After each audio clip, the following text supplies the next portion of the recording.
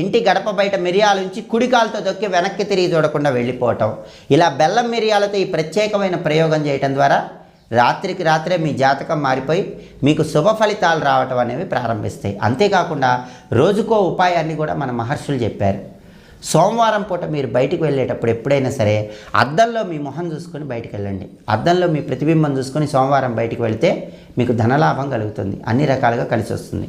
మంగళవారం మీరు బయటికి వెళ్ళేటప్పుడు తీపి పదార్థం ఏదైనా నోట్లో వేసుకొని బయటికి వెళ్ళండి, అన్ని పనులు అవుతాయి, కార్యజయం కలుగుతుంది.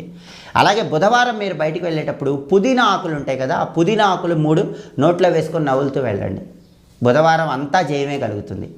ఇక గురువారం మీరు బయటికి వెళ్ళేటప్పుడు ఏం చేయాలంటే 2 లేదా 3 నల్ల ఆవాలు ఉంటాయి, ఆ నల్ల ఆవాలు నోట్లో వేసుకొని బయటికి వెళ్ళండి.